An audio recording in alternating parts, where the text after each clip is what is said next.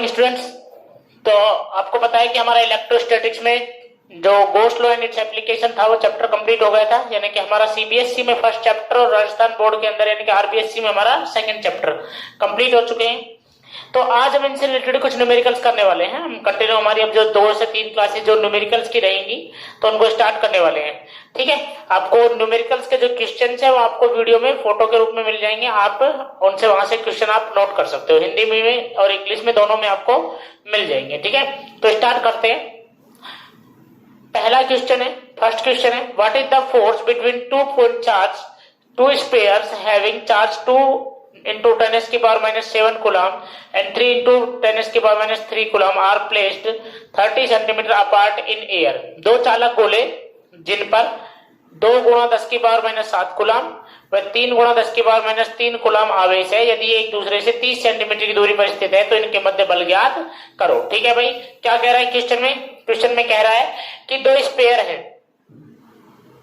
ठीक है भाई, 2 स्पेयर है, इनके बीच की जो डिस्टेंस है, देखो हमेशा स्पेयर में जो डिस्टेंस ली जाती है, गोलों में जो डिस्टेंस ली जाती है वो हमेशा ली जाती है centre to centre, centre to centre. इसने कहा कि ये डिस्टेंस है 30 सेंटीमीटर। ठीक है, अब एक जो गोला है, एक स्पेयर है, उस पर चार्ज है 2 into 10 की पावर -7 कूलम और दूसरे पर कितना है 3 into 10 की पावर -3 कूलम। कितना? 3 into 10 की पावर -3 कूलम। अब आपसे कहा गया है कि फोर्स को कैलकुलेट करना है। क्या कैलकुलेट करना है? फोर्स को, जब ये एयर में हो। कहां पर हो? एयर में, मतलब वैक्यूम में हो। तो भाई हमें पता है कि F बराबर होता है K Q1 Q2 अपॉन कितना आर स्क्वायर। बहुत बढ़िया, लेकिन यहाँ पर मेरा आर सेंटीमीटर में है, 30 सेंटीमीटर, मीटर में कन्वर्ट कर दो तो 30 गुणा 10 की पावर कितना -2, मीटर में कन्वर्ट करेंगे तो 10 की पावर -2 हो जाएगा कि नहीं हो जाएगा? मीटर। बहुत बढ़िया, तो अब वैल्यू पुट करते हैं। तो F बराबर K की वैल्यू कितनी है 9 into 10 की पावर 9, Q1 की वैल्यू कितनी है 2 into 10 की पावर -7, Q3 की वैल्यू Q2 की वैल्यू कितनी है 3 into 10 की पावर -3, 10 की power -3 upon r square. R कितना 30 into 10 की पावर -2 का होल स्क्वायर। जो घट रहा है काट दो। 7 और 3 कितने हो गए? मैंने माइनस की 10 हो गई और ये कितना प्लस के 9, तो कैंसिल हो गया। कितना आया भैया? 9 2 जा कितना 18 इंटू 10 की पावर -1 और नीचे कितना 30 का स्क्वायर 900 और 30 का स्क्वायर कितना 900 और कितना 10 की पावर -4 कैंसिल हो गया। कितना बचा? 10 की पावर -3 ऊपर जाएगा, किस में जाएगा? प्लस में। तो कितना आएगा 18 इंटू 10 की पावर 3 डिवाइडेड बाई 900। 2 0 से 2 0 कैंसिल, 9 2 जा 18, मतलब कितना आ रहा है 20 न्यूटन। कितना आ रहा है 20 न्यूटन। तो पहले क्वेश्चन का आंसर हो गया 20 न्यूटन। ठीक है भाई, 20 न्यूटन आंसर आया। उसके बाद दूसरा क्वेश्चन है, the electrostatic force and small sphere have charge 0.4 micro coulomb due to another small sphere charge 0.8 micro coulomb in air is 0.2 newton. So calculate the distance between the spheres. क्या कह रहा है कि 2 छोटे चालक गोले हैं जिन पर 0.4 माइक्रोकूलम और 0.8 माइक्रोकूलम चार्ज है और ये एक दूसरे पर 0.2 न्यूटन का बल लगाते हैं, फोर्स लगाते हैं, तो इनके बीच की डिस्टेंस कितनी होगी? ठीक है भाई, क्या कह रहा है कि 2 स्पेयर है, एक ये और एक ये, इनके बीच की डिस्टेंस हमें नहीं पता। मान लो डिस्टेंस कितनी है r है, ये आपसे कैलकुलेट करवाइए। कह रहा है कि एक पर चार्ज है 0.4 माइक्रोकूलम, इस पर कितना है? पहले वाले स्पेयर पर 0.4 और दूसरे वाले पर कितना है 0.8 माइक्रोकूलम है। ठीक है भाई, और कह रहा है कि फोर्स जो है ना, फोर्स वो लगा रहे हैं 0.2 न्यूटन का। कितने न्यूटन का? 0.2 न्यूटन का। तो r कैलकुलेट करवाइए। बहुत सिंपल है, बहुत ही सिंपल फॉर्मूला है भाई। F बराबर पता है ना कि कितना होता है K Q1 Q2 अपॉन कितना R स्क्वायर। F की वैल्यू पुट करो कितनी 0.2, K की वैल्यू कितनी 9 इंटू 10 की पावर कितना भैया 9, Q1 कितना है 4 माइक्रोकूलम। माइक्रो का मतलब क्या होता है रे भाई? माइक्रो 10 की पावर -6 होता है, तो कितना हो जाएगा 0.4 इंटू 10 की पावर -6 और इंटू कितना 0.8 इंटू 10 की पावर -6 अपॉन आर स्क्वायर। जो कैंसिल हो रहा है कैंसिल कर दो। देखिए ये कितना 6 से 10 कैंसिल हुआ, कितना आया भैया 3, इस 3 से ये कैंसिल हुआ, कितना बचा -3।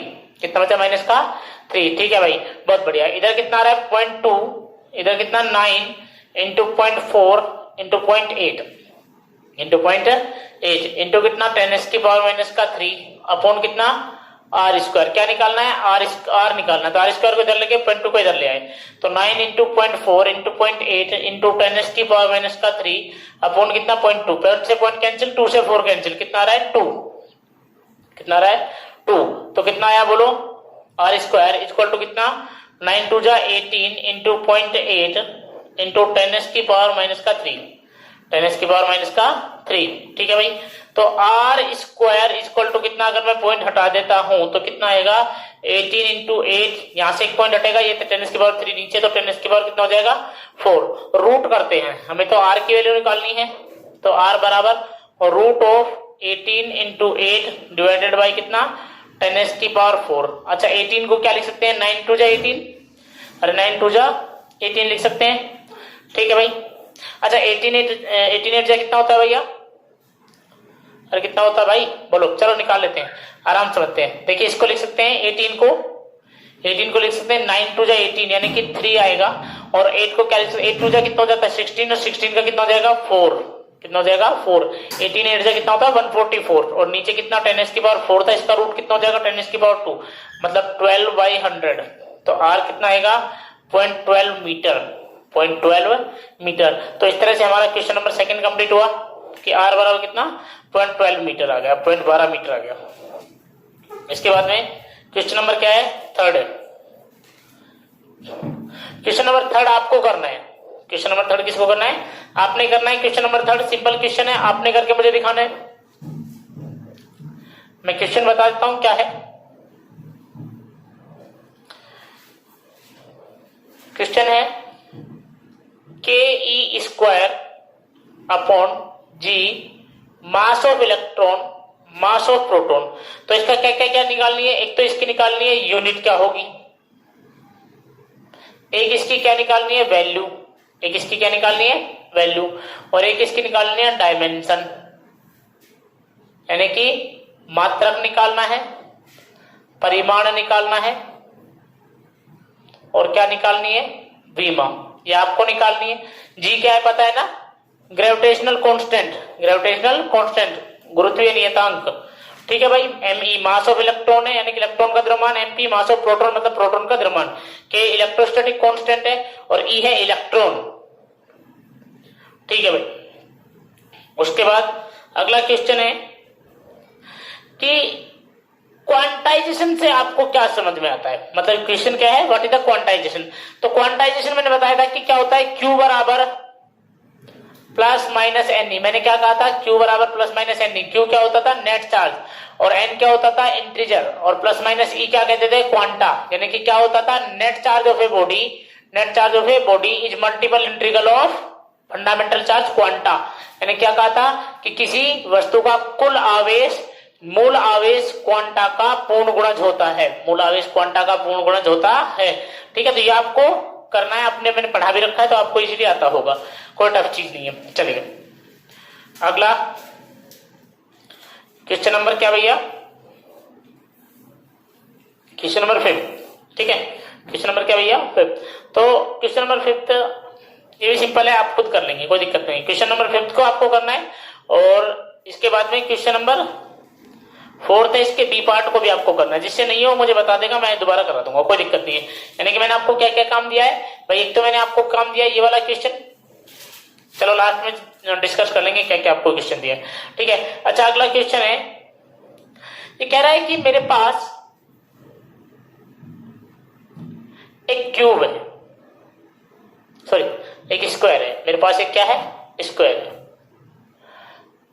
इस स्क्वायर की बोथ साइड जितनी भी साइड है वो सब है 10 सेंटीमीटर, कितनी है 10 सेंटीमीटर, सब साइड कितनी इसकी 10 सेंटीमीटर, ठीक है।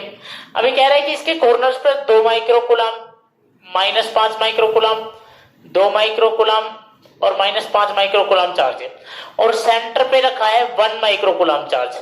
तो इसने कहा कि इस पर नेट फोर्स फाइंड करो, इस पर क्या फाइंड करो नेट फोर्स फाइंड करो। करते हैं भैया, मुझे बताओ ये 2 माइक्रोकूलम जो है, ये जो 2 माइक्रोकूलम है, क्या ये 2 माइक्रोकूलम इस 1 माइक्रोकूलम को किसी फोर्स से इस तरफ रिपेल कर रहा होगा? और क्या सेम फोर्स से ये 2 माइक्रोकुलाम भी इधर रिपेल कर रहा होगा, तो इसका मतलब ये दोनों एक दूसरे को क्या कर देंगे, कैंसिल, क्योंकि जस्ट अपोजिट है और वैल्यू कैसी है, सेम है, तो एक दूसरे को कैंसिल कर देंगे। मतलब इनकी वजह से, इन दोनों फोर्स की, चार्ज की वजह से कोई फोर्स नहीं आने वाला 1 माइक्रोकुलाम पे। चलिए दूसरा, इस -5 माइक्रोकुलाम की बात करो तो ये इसे अट्रैक्ट करेगा भाई, करेगा कि नहीं करेगा, क्योंकि अपोजिट नेचर का है। और ये -5 माइक्रोकुलाम भी इसे क्या करेगा, अट्रैक्ट करेगा, ये भी इसे आकर्षित करेगा और ये भी आकर्षित करेगा। तो अब यहां पर भी नेट फोर्स कितना हो जाएगा, 0, क्योंकि सेम है चार्ज और कैसा है, सेम। तो नेट फोर्स कितना आएगा, बोलो 0। नेट फोर्स कितना आएगा, 0। बहुत बढ़िया। चलिए अगला क्वेश्चन है कि देखिए क्वेश्चन नंबर 7, आपको करना है इलेक्ट्रिक फील्ड लाइंस कंटिन्यूअस क्यों होती हैं। क्वेश्चन क्या है कि इलेक्ट्रिक फील्ड लाइंस कंटिन्यूअस क्यों होती है, विद्युत क्षेत्र रेखाएं सतत क्यों होती हैं। आपको खुद करना है, आंसर ढूंढना है कि क्यों ये कंटिन्यूअस होती हैं, क्यों ये ब्रेक नहीं होती हैं। ठीक है भाई। अच्छा, इसके बाद अगला है कि इलेक्ट्रिक फील्ड लाइंस एक दूसरे को इंटरसेक्ट क्यों नहीं करती हैं। याद करो मैंने पढ़ाया था इलेक्ट्रिक फील्ड लाइंस एक दूसरे को क्यों कट नहीं करती है। मान लो कट कर गई तो यहाँ पर क्या डालूंगा, टेंजेंट डालूंगा, तो इलेक्ट्रिक फील्ड की कितनी डायरेक्शन आएंगी, 2 आएंगी, एक ये और एक है ये। क्या ये पॉसिबल है, पॉसिबल नहीं है। क्यों नहीं है पॉसिबल, क्योंकि electric field lines are represent the net electric field with a unique direction. विद्युत क्षेत्र रेखाएं परिणामी विद्युत क्षेत्र को एक निश्चित दिशा के साथ प्रदर्शित करती हैं।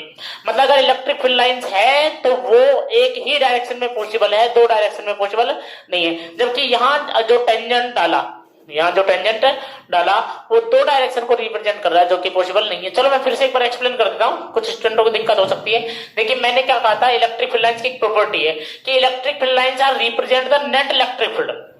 विद्युत क्षेत्र रेखाएं परिणामी विद्युत क्षेत्र को प्रदर्शित करती है। मतलब समझाता हूँ, मतलब मान लो ये कमरा है और इस कमरे में एक चार्ज यहाँ रखा, एक चार्ज यहाँ रखा, यहाँ रखा, यहाँ रखा, यहाँ रखा, यहाँ रखा, ये सारे चार्ज है। इन सबका अलग अलग इलेक्ट्रिक फील्ड होगा, इन सबका क्या होगा, अलग अलग इलेक्ट्रिक फील्ड। ये इलेक्ट्रिक फील्ड क्वांटिटी है वेक्टर। कैसी क्वांटिटी है, वेक्टर। तो हम इसके लिए अगर इलेक्ट्रिक फील्ड लाइंस खींचना चाहें, विद्युत क्षेत्र रेखाएं खींचना चाहें, तो हम ऐसे नहीं खींच सकते कि इसका अलग खींच दे, इसके अलग खींच दे, नहीं। पहले हम इन सबका क्या निकालेंगे, वेक्टरली सम करेंगे। इन सबके इलेक्ट्रिक फील्ड का क्या करेंगे, वेक्टरली सम करेंगे। नेट इलेक्ट्रिक फील्ड निकल के आएगा। पहले इनको सदिश योग से जोड़ेंगे, किसको, इनके विद्युत क्षेत्र को। फिर एक रिजल्टेंट वेक्टर आएगा कि नहीं आएगा, एक रिजल्टेंट इलेक्ट्रिक फील्ड आएगा। जब सबको ऐड कर देंगे तो कुछ तो आंसर आएगा ना, वो रिजल्टेंट होगा। तो उस रिजल्टेंट को रिप्रेजेंट करने के लिए इलेक्ट्रिक फील्ड लाइंस आएगी। अब वो रिजल्टेंट जो होगा उसकी बहुत सारी डायरेक्शन पॉसिबल है कि एक ही डायरेक्शन, एक ही डायरेक्शन पॉसिबल है। तो जब इलेक्ट्रिक फील्ड लाइन से एक ही डायरेक्शन के लिए खींची जाती हैं तो उनके इंटरसेक्ट करने पर 2 डायरेक्शन कैसे मिल सकती है, नहीं मिल सकती। इसका मतलब गलत है। तो इलेक्ट्रिक फील्ड लाइंस कभी भी एक दूसरे को इंटरसेक्ट नहीं कर सकती है। ठीक है। उसके बाद अगला क्वेश्चन है कि 2 पॉइंट चार्ज है 3 माइक्रोकुलाम और -3 माइक्रोकुलाम, और ये एक दूसरे से 20 मीटर की डिस्टेंस पे, कितने डिस्टेंस पे है, 20 मीटर की।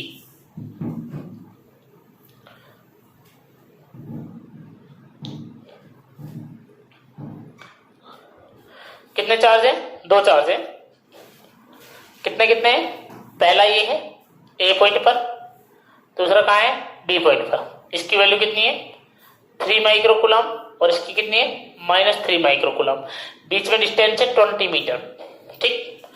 अभी कह रहा है कि भाई आपको क्या करना है, कुछ बातें फाइंड करनी है। पहला कह रहा है कि इनके सेंटर पॉइंट पे, इनके सेंटर पॉइंट पे इलेक्ट्रिक फील्ड कितना होगा, यहां पर इलेक्ट्रिक फील्ड कितना होगा, पहला। दूसरा, फिर यहां पर अगर मैं कुछ चार्ज रख दूं तो फोर्स कितना होगा, वो पूछा है।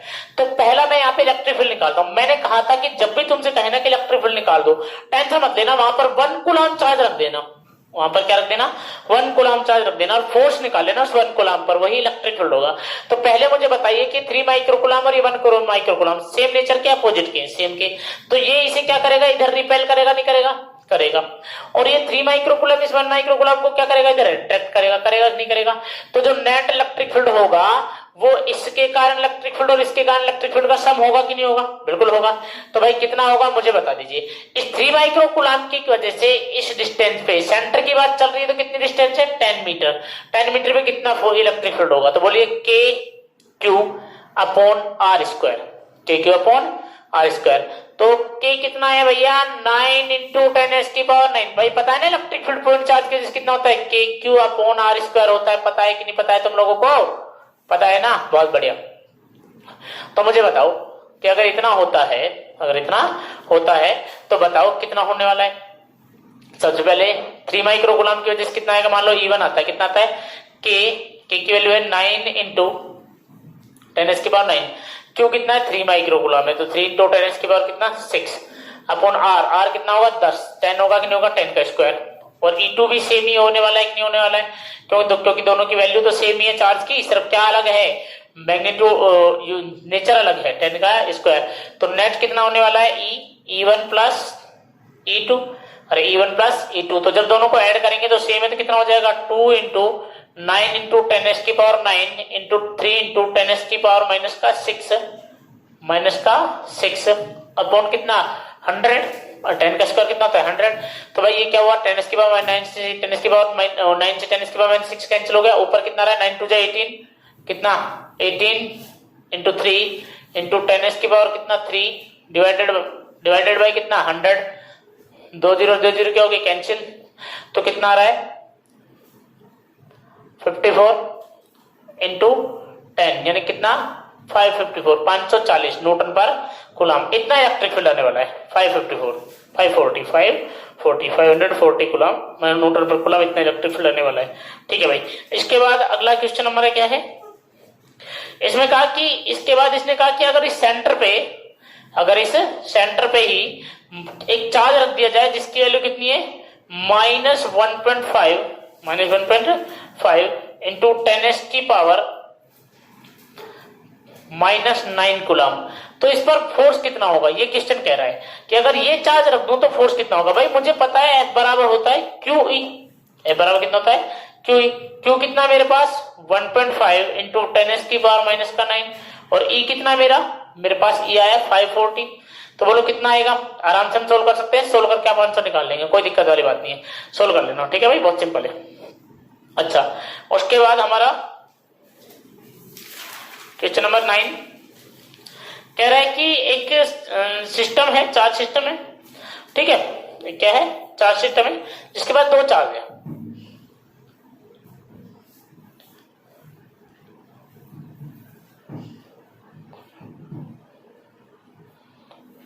एक चार्ज सिस्टम है जिसके पास दो चार्ज है। पहला चार्ज है जो ए पॉइंट पर रखा है और इस ए पॉइंट पर इसकी पोजीशन है 0 0 -15 सेंटीमीटर, ठीक। दूसरा चार्ज यहां रखा है, कितना है भाई बी पॉइंट पे रखा है और डिस्टेंस इसकी पोजीशन कितनी है 0 0 और 15 सेंटीमीटर, और इस चार्ज की वैल्यू है 2.5 इंटू 10⁻⁻⁷ कूलम, और इसकी कितनी है, ये है -2.5 इंटू 10⁻⁻⁷ कूलम। ठीक भाई, मतलब डाइपोल है, मतलब क्या है डाइपोल है। तो हमसे कहा है कि नेट चार्ज कितना होगा, डाइपोल का नेट चार्ज कितना होता है भाई, ऐड करेंगे तो 2.5 प्लस का और ये किसका माइनस का वैल्यू कितनी आएगी 0। और बाद इसने कहा कि डाइपोल मोमेंट कितना है, द्विध्रुव आघूर्ण कितना है। भाई जब भी अगर आपको ये दे देना इस तरह से, यानी कि आपको कोऑर्डिनेट दे दे, तो आप ये समझ जाना कि वेक्टर फॉर्मेट लगेगा। क्या लगेगा, वेक्टर फॉर्मेट। बहुत सिंपल है, आराम से करेंगे, फील आ जाएगी आपको। तो भाई ऐसा है कि पहले मुझे ये जो डिस्टेंस है 2a वेक्टर ये निकालनी, क्यों, क्योंकि डाइपोल pa वेक्टर बराबर क्या होता है q इंटू 2a वेक्टर होती है, और 2a वेक्टर क्या होती है, दोनों चार्ज के बीच की डिस्टेंस। अब वेक्टर फॉर्मेट में लेना पड़ेगा, तो 2a वेक्टर कितना होगा मैं आपको बता देता हूं। 2a वेक्टर कितना होगा, तो भाई 2a वेक्टर होगा x1 माइनस x2 का, ध्यान सुनना अच्छे से, x1 माइनस x2, सुनो x1 minus x2y cap plus y1 minus y2j cap plus z1 minus z2 k cap. बोलो clear, z1 minus z2 k cap, ये हमारे पास डिस्प्लेसमेंट वेक्टर आ जाएगा। बहुत बढ़िया। तो भाई x1 भी 0 है, x2 भी 0 है, y1 भी 0 है, y2 भी, x1 0 x2 0, y1 0 y2 0, x3, और यहां पर बात करें z की, तो z की बात करें तो देखिए कितना आने वाला, अच्छे से समझेंगे कि भाई डिस्टेंस कितनी होने वाली है। भाई Z2 मैं इसको 2 कर देता हूं ताकि आपको थोड़ी दिक्कत नहीं आए, ठीक है, बाकी कोई बड़ी बात नहीं है, आप आराम से निकाल सकते हो, क्योंकि मैं नेगेटिव को हटाना चाह रहा हूं इस वजह से, ठीक है। तो Z2 माइनस कितना ले लिया मैंने, Z1 ले लिया, तो उससे तुम्हें थोड़ी सी इजी हो जाएगा। तो Z2 माइनस Z1 है, तो Z2 कितना भाई मेरा, Z2 है मेरा 15 सेंटीमीटर, कितना है 15, तो इसको मीटर में कन्वर्ट करो, 15 इंटू 10 की पावर कितना माइनस का 2, माइनस माइनस क्या हो जाएगा प्लस, क्योंकि ये किसका था माइनस का, तो कितना हो जाएगा 15 इंटू 10⁻², ठीक है, बोलो क्लियर है। तो कितना हो गया भैया 15 और 15 कितना हो गया 30 इंटू 10⁻², ठीक है। तो भाई मेरे पास डाइपोल मोमेंट कितना आ गया मुझे बता दीजिए। पी वेक्टर बराबर आ गया, क्योंकि वैल्यू कितनी है 2.5 इंटू 10⁻⁷ इंटू कितना 30 इंटू 10⁻², ठीक है, 30 इंटू 10⁻², ठीक है, बोलो क्लियर है। अरे क्लियर है कि नहीं है, बहुत बढ़िया। मल्टीप्लाई करो, कितना हो जाएगा भैया, ये माइनस की बात करें तो यहां पर अगर मैं 30 की 10 जीरो से काट दूं तो कितना 25 इंटू कितना 3, 7.5 इंटू 10⁻⁻8, 10⁻⁻8, बोलो क्लियर है। अरे यहां तक क्लियर है कि नहीं है, के कैप। तो ये मेरे पास क्या आ गया, मेरा डाइपोल मोमेंट आ गया। मैग्नीट्यूड निकालना चाहें तो आप इजीली इसका मैग्नीट्यूड भी निकाल सकते हैं। तो इस तरह से हमने आज 9 क्वेश्चन कंप्लीट किए हैं। जिसको समझ में नहीं आया पूछ सकता है दोबारा, कोई दिक्कत वाली बात नहीं है। सिंपल क्वेश्चन था इसलिए मैंने थोड़ी रफ्तार पकड़ी इसको। इजी चीज थी, 2a निकालना था और कुछ नहीं था भाई, ठीक है ना। इसलिए बेसिक चीजें थी, आराम से आप कर पाएंगे। मिलते हैं नेक्स्ट वीडियो के अंदर और अच्छे क्वेश्चन के साथ, बढ़िया क्वेश्चन करते चलेंगे। साथ साथ आप लोग भी अपनी बुक से क्या करेंगे, प्रैक्टिस करेंगे अच्छे से, ठीक है भाई। मिलते हैं नेक्स्ट वीडियो में। वीडियो को लाइक करें, शेयर करें, कमेंट करें और चैनल को सब्सक्राइब करें, ठीक है भाई।